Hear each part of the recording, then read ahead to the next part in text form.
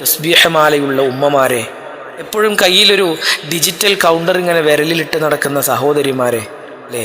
അവർ ദുആക്ക് ഇജാബത്തുള്ള ആളുകളാണ്. എപ്പോഴും അവരുടെ നാവ്, അവരുടെ വായ, അവരുടെ ചുണ്ടുകളൊക്കെ ദിക്റുകളാൽ നനഞ്ഞിരിക്കുന്നവരാണ്. അള്ളാഹുവിനോട് അടുക്കാൻ ഇഷ്ടപ്പെടുന്നവരാണ്. കല്യാണത്തിന് പോകുമ്പോഴും അവരുടെ വിരലിൽ ആ ദിക്റിൻ്റെ ഡിജിറ്റൽ കൗണ്ടർ ഉണ്ടാവും.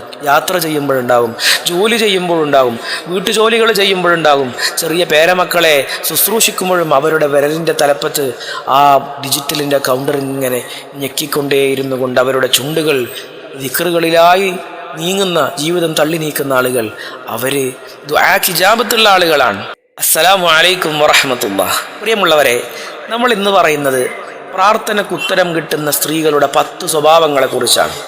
ദുആക്ക് ഉത്തരമുള്ള 10 വിഭാഗം സ്ത്രീകളെക്കുറിച്ചാണ് നമ്മൾ ഇന്ന് പറയുന്നത്. എല്ലാവരുടെ പ്രാർത്ഥനയും അള്ളാഹു സ്വീകരിക്കും.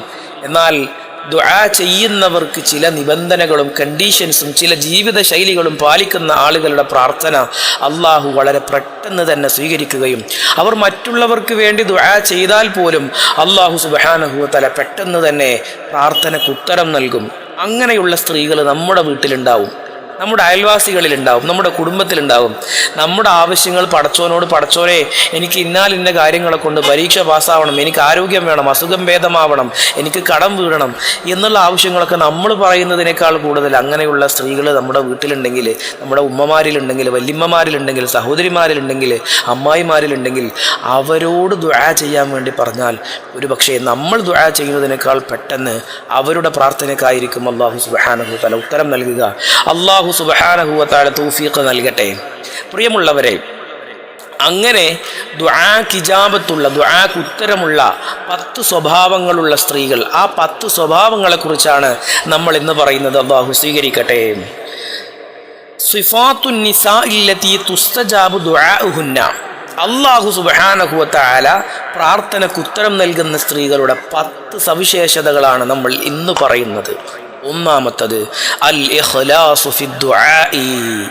കലർപ്പില്ലാതെ ഖാലിസായി പ്രാർത്ഥിക്കുന്ന ആളുകൾ, പാതിരാത്രി എഴുന്നേറ്റ് അലാറം വെച്ച് എഴുന്നേറ്റ് തഹജ്ജുദ് നിസ്കരിക്കുന്ന ഉമ്മമാർ നിങ്ങളുടെ വീട്ടിലുണ്ടോ? നിങ്ങളുടെ വല്യമ്മ അങ്ങനെയാണോ? നിങ്ങളുടെ സഹോദരി അങ്ങനെയാണോ? നിങ്ങളുടെ ഉമ്മ അങ്ങനെയാണോ? എങ്കിൽ അവരുടെ പ്രാർത്ഥനയ്ക്ക് അല്ലാഹു ഉത്തരം നൽകും എന്നത് കാര്യം 100% ഉറപ്പാണ്. എന്താണ് ഖാലിസായ ദുആ എന്ന് പറഞ്ഞു കഴിഞ്ഞാൽ? മറ്റൊരാൾ കാണാൻ വേണ്ടി ചെയ്യുന്നതല്ല, മറ്റൊരാൾ കേൾക്കാൻ വേണ്ടി പ്രാർത്ഥിക്കുന്നതുമല്ല. ഇതൊരു അള്ളാഹുവിനോട് സംസാരിക്കാൻ, അള്ളാഹുവുമായി ഹൃദയം തുറക്കാൻ കണ്ടെത്തുന്ന ചില സമയങ്ങളാണ് പാതിരാത്രി. ചിലപ്പോൾ ഇവർ രാത്രി എഴുന്നേറ്റ് നിസ്കരിക്കാൻ തുടങ്ങിയിട്ട്, തഹജ്ജുദ് നിസ്കരിക്കാൻ തുടങ്ങിയിട്ട് വർഷങ്ങളായിട്ടുണ്ടാവും. ഇന്ന് വരെ ആരും അറിഞ്ഞിട്ടുണ്ടാവില്ല.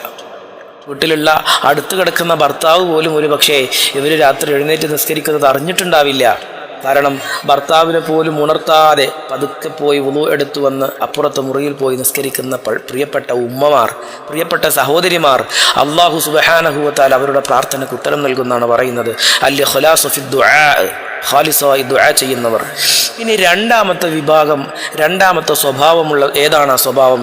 ഹുളൂരുൽ ഖൽബി ഇൻദ ദുആഇ. പ്രാർത്ഥിക്കുന്ന സമയത്ത് ആ പ്രാർത്ഥനയ്ക്ക് അതിൻ്റേതായ മൂല്യം കൊടുക്കുന്ന, ബഹുമാനം കൊടുക്കുന്ന സ്ത്രീകളാണ്. മൊബൈൽ ഫോണിൽ ഇങ്ങനെ റീല് സ്ക്രോൾ ചെയ്യുന്നുണ്ട്, മൊബൈൽ ഫോണിൽ യൂട്യൂബിൽ വീഡിയോ കാണുന്നുണ്ട്, അല്ലെങ്കിൽ മറ്റെന്തെങ്കിലും ആളുകളുമായി സംസാരിക്കുന്നുണ്ട്, അയൽവാസിയോട് സംസാരിക്കുന്നുണ്ട്, അനുജത്തിയോട് ജ്യേഷ്ഠത്തിയോടൊക്കെ സംസാരിക്കുന്നതുണ്ട്, മുസല്ലയിൽ ഇരിക്കുന്നുണ്ട്, ദുആ ചെയ്യുന്നുണ്ട്, ഇതോടൊപ്പം സംസാരവും നടക്കുന്നുണ്ട്. അങ്ങനത്തെ ആളുകളല്ല. എന്നാൽ ഇവർ പ്രത്യേകമായി മുസല്ലയിൽ ഇരുന്ന് ദുആ തന്നെയാണ്. ഒഴിവ് സമയത്ത് മുഴുവനും അള്ളാഹുവുമായി ഹൃദയം തുറന്ന് സംസാരിക്കുന്നവർ. ഹുളൂരുൽ ഖൽബി ഇൻദ ദുആ. പ്രാർത്ഥിക്കുന്ന സമയത്ത് മറ്റുള്ള കാര്യങ്ങളൊക്കെ അവർ ഒഴിവാക്കും. ചില ആൾക്കാരെ കണ്ടിട്ടില്ലേ, ഉമ്മമാർ മഗ്രിബ് നിസ്കാരത്തിന് മുസല്ലയിൽ ഇരുന്ന ആളുകൾ ഇശാ നിസ്കാരം കഴിഞ്ഞിട്ടേ മുസല്ലയിൽ നിന്ന് എഴുന്നേൽക്കൂ. അങ്ങനെയുള്ള വീട്ടിൽ ഉമ്മമാരുണ്ടോ? സ്ത്രീകളുണ്ടോ? അവരോട് ദുആ കൊണ്ട് വസിയ്യത്ത് ചെയ്യൂ. അവർ അല്ലാഹു സുബ്ഹാനഹു വ തആല പ്രാർത്ഥനയ്ക്ക് ഉത്തരം നൽകുന്ന സ്വഭാവം കിട്ടിയ ആളുകളാണ്. മുസല്ലയിൽ, നമ്മളൊക്കെ മുസല്ലയിൽ ഇപ്പോഴാണ് കയറുക, ബാങ്ക് കൊടുത്തിട്ട് നിസ്കരിക്കാൻ വേണ്ടിയിട്ട്. നിസ്കാരം കഴിഞ്ഞ് ഉടനെ നമ്മൾ സലാം വിട്ട് എഴുന്നേറ്റ് പോന്നു. എന്നാൽ അങ്ങനെയില്ല. മുസല്ലയിൽ ഇരുന്ന് കഴിഞ്ഞ് പിന്നെ മണിക്കൂറുകളോളം അവർ പ്രാർത്ഥനയിലാണ്, ദിക്റിലാണ്. സ്വന്തം കാര്യം മാത്രമല്ല അവർ ചോദിക്കുന്നത്, മക്കൾക്ക് വേണ്ടി, അയൽവാസിക്ക് വേണ്ടി, കുടുംബത്തിലെ പാവപ്പെട്ടവർക്ക് വേണ്ടി, ഭർത്താവിന് വേണ്ടി. ഇങ്ങനെ ഹൃദയം തുറന്ന് സംസാരിക്കുന്ന ആളുകൾ നിങ്ങളുടെ കുടുംബത്തിലുണ്ടെങ്കിൽ അവർ പ്രാർത്ഥനയ്ക്ക് ഉത്തരം കിട്ടുന്ന സ്ത്രീകളാണ്. അല്ലാഹു തൗഫീഖ് നൽകട്ടെ. ഇനി മൂന്നാമത്തെ വിഭാഗം അസ്സബ്റു അല തഅഖുരിൽ ഇജാബ. പ്രാർത്ഥിക്കുന്ന പ്രാർത്ഥനയ്ക്ക് ഉത്തരം വൈകിപ്പോയാൽ അതിൻ്റെ മേൽ ക്ഷമിക്കുന്നതായ സഹോദരിമാർ. കടം വീടാൻ വേണ്ടിയിട്ട് ഒരു പ്രാർത്ഥന എവിടുന്നോ പഠിച്ചു, അത് ദുആ ചെയ്ത് ഒരു 5 ദിവസം കഴിഞ്ഞപ്പോൾ 5 ദിവസം ഞാൻ ദ്വയർന്നില്ലേ, എൻ്റെ 10 ലക്ഷത്തിൻ്റെ കടം വീടിയില്ലല്ലോ. അങ്ങനെ ആവലാതി പറയുന്നവരല്ല. 10 അല്ല, 1 കോടി രൂപ കടമുണ്ടെങ്കിലും എത്ര ദിവസങ്ങളും എത്ര മാസങ്ങളും ദുആ ചെയ്താലും അല്ലാഹു സുബ്ഹാനഹു വ തആല ഉത്തരം നൽകുന്നത് വൈകിപ്പിച്ചാലും അവരുടെ മനസ്സിലൊരു ക്ലേശം ഉണ്ടാവില്ല. 10 ദിവസം ദുആ ചെയ്ത് 11ാമത്തെ ദിവസം ദുആ ചെയ്യുമ്പോഴും അള്ളാഹു നൽകുമെന്നുള്ള പ്രതീക്ഷയിൽ ഒരു അണുമണി തൂക്കം പോലും കുറവില്ലാത്ത ആളുകൾ, അവർ അള്ളാഹ് നൽകുമെന്നുള്ള ആ പൂർണ്ണമായ വിശ്വാസത്തോടു കൂടെയാണ് ദുആ ഇരക്കുന്നത്. അങ്ങനത്തെ ആളുകളാണോ നമ്മൾ എങ്കിൽ നമ്മുടെ പ്രാർത്ഥനയ്ക്ക് ഉത്തരം നൽകുമെന്നാണ് മഹാന്മാർ പഠിപ്പിക്കുന്നത്. അവരുടെ ദുആക്ക് ഉത്തരമുണ്ട് അല്ലേ. യുസ്തജാബു ലി അഹദികും മാ ലം യജ്അൽ. എപ്പോഴാണ് അല്ലാഹു സുബ്ഹാനഹു വ തആല പ്രാർത്ഥനയ്ക്ക് ഉത്തരം നൽകുക? നമ്മൾ ധൃതി കൂട്ടാതിരിക്കുമ്പോൾ. ധൃതി കാണിക്കുന്ന ആളുകൾക്ക് ഉത്തരം കിട്ടൂല. പെട്ടെന്ന് കിട്ടണമെന്ന് വിചാരിക്കുന്ന ആളുകളുടെ പ്രാർത്ഥനയ്ക്ക് ഉത്തരം തീരെ തരില്ല. എന്നാൽ അല്ലാഹു സുബ്ഹാനഹു വ തആല ഞാൻ പ്രാർത്ഥിക്കാൻ റെഡിയാണ്, അള്ളാഹു ഉത്തരം നൽകും. പെട്ടെന്ന് കിട്ടിയിട്ടില്ലെങ്കിലും അള്ളാഹു നൽകുമെന്നുള്ളൊരു ചിന്ത ഉണ്ടെങ്കിൽ അള്ളാഹു പെട്ടെന്ന് നൽകും. പെട്ടെന്ന് നൽകണമെന്ന് വാശി പിടിക്കുമ്പോൾ പെട്ടെന്ന് കിട്ടൂല. എന്നാൽ പെട്ടെന്ന് നൽകണമെന്നില്ല, എനിക്ക് അള്ളാഹു ഇഷ്ടപ്പെടുന്ന സമയത്ത് കിട്ടിയാൽ മതി എന്ന പ്രാർത്ഥനയോടുകൂടെ ദുആ ഇരക്കുകയാണെങ്കിൽ അള്ളാഹു പെട്ടെന്ന് തരും. അങ്ങനെയുള്ളവർ നിങ്ങളുടെ വീട്ടിലുണ്ടെങ്കിൽ, അപ്പോൾ പ്രാർത്ഥിച്ച് മടുപ്പ് വരാത്ത ആളുകൾ നിങ്ങളുടെ കൂട്ടത്തിലുണ്ടെങ്കിൽ അള്ളാഹു സുബ്ഹാനഹു വ തആല നിങ്ങളുടെ പ്രാർത്ഥന സ്വീകരിക്കും. അള്ളാഹു തൗഫീഖ് നൽകട്ടെ. ഇനി 4ാമത്തെ വിഭാഗം തജന്നുബുൽ ഹറാമി ഫി ത്വആമി വൽ മാൽ. ഹറാം ഒഴിവാക്കുന്ന സ്ത്രീകൾ. ഹറാമായ ഒരു അരുമണി പോലും അവർ വയറ്റിലേക്ക് എത്തിക്കൂല. ഹറാമായ ഒരു സമ്പത്തും അവർ തൊടൂല. 10 രൂപ വഴിയിൽ കളഞ്ഞു കിട്ടിയാലും അവരെടുക്കൂല. ഭർത്താവിൻ്റെ പോക്കറ്റിൽ നിന്നാണെങ്കിലും മക്കളുടെ പോക്കറ്റിൽ നിന്നാണെങ്കിലും അവർക്ക് ചോദിക്കാതെ എടുക്കുകയൊക്കെ ചെയ്യുക. എങ്കിൽ പോലും അതിൽ ഹറാമ് വരുമോ എന്നുള്ള ഭയത്തോടുകൂടെ, പൊരുത്തല്ലാത്തതാകുമോ എന്നുള്ള ഭയത്തോടുകൂടെ അവർ ചോദിച്ചിട്ടേ പൈസ എടുക്കുള്ളൂ.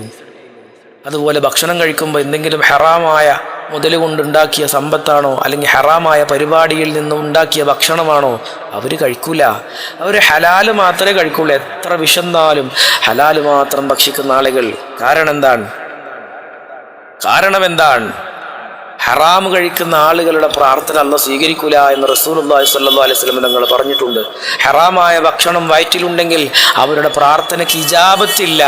അപ്പോൾ ഹറാമ് കഴിക്കാത്തവരാണെങ്കിൽ, അങ്ങനെയുള്ള ജീവിതത്തിൽ വ്യക്തിശുദ്ധി പാലിക്കുന്ന ആളുകളായ ഉമ്മമാർ, സഹോദരിമാർ, വല്യമ്മമാരൊക്കെ വീട്ടിലുണ്ടെങ്കിൽ അവർ പ്രാർത്ഥനയ്ക്ക് ഉത്തരം കിട്ടുന്നവരാണ്.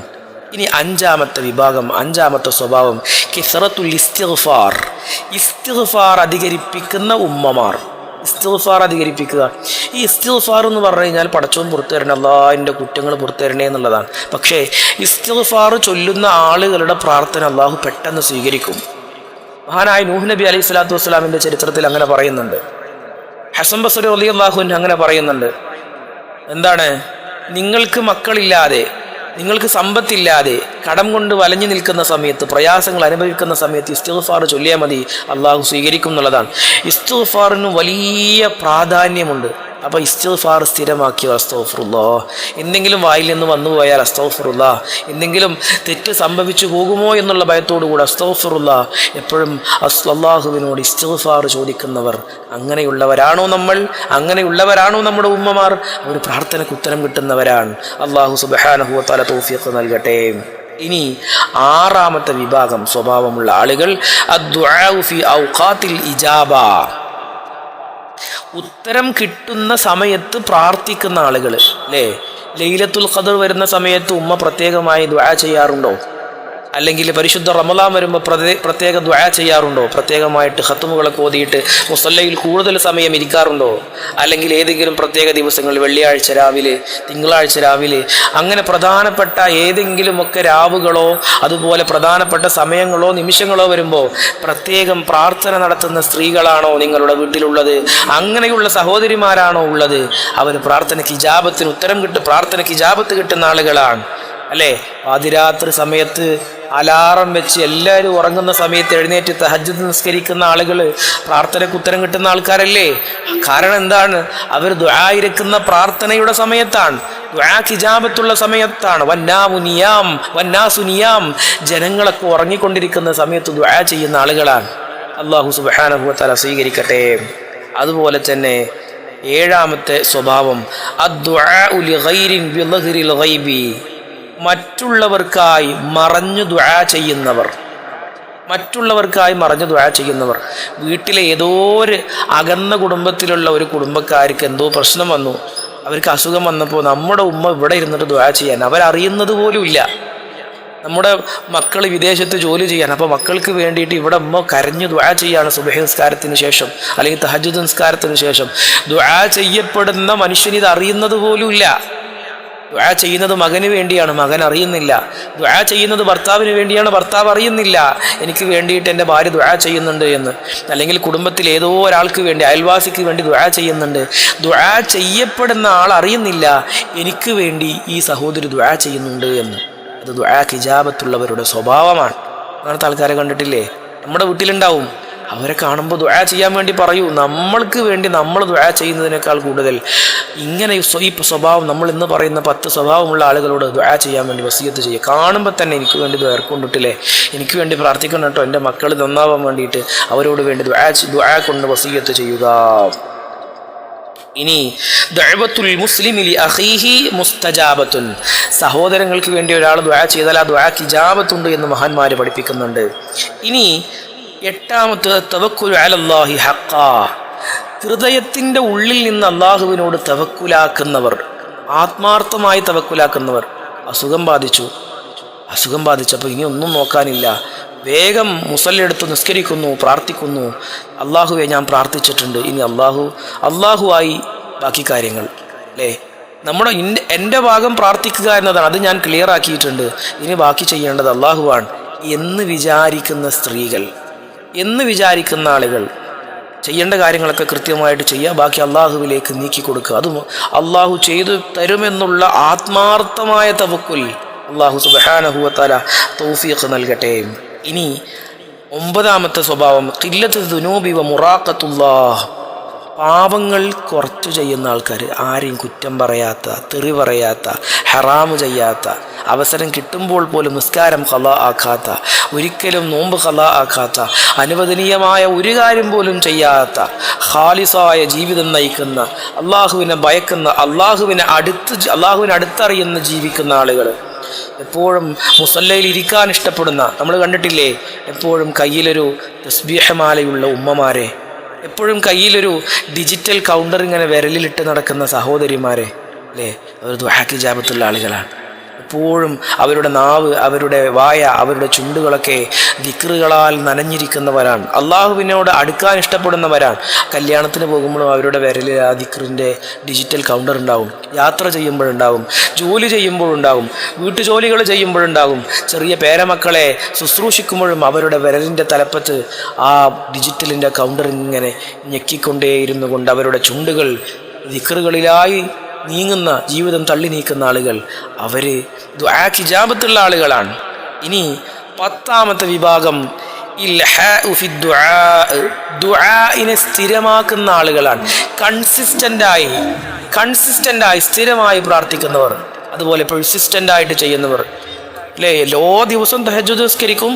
നമ്മളിപ്പോൾ തഹജ്ജുദ് നിസ്കരിക്കുന്ന ആളുകൾ എന്ന് പറഞ്ഞാൽ ആരാ? ആഴ്ചയിൽ 1 നിസ്കരിക്കുന്ന ആളുകളും തഹജ്ജുദ് നിസ്കരിക്കുന്നവരാണ്, ആഴ്ചയിൽ 2 ദിവസം നിസ്കരിക്കുന്ന ആളുകൾ. എന്നാൽ ഇത് ഞാൻ പറയുന്ന അങ്ങനെയല്ല. ഇൽഹാഖു ഫി ദുആ എന്ന് പറഞ്ഞാൽ പ്രാർത്ഥന ചെയ്യാൻ വേണ്ടി തഹജ്ജുദ് നിസ്കരിക്കുന്ന സമയത്ത് എല്ലാ ദിവസവും, വിരുന്നു പോയാലും നിസ്കരിക്കും, വീട്ടിൽ ആരും ഇല്ലെങ്കിലും നിസ്കരിക്കും, നോമ്പാണെങ്കിലും നോമ്പല്ലെങ്കിലും നിസ്കരിക്കും.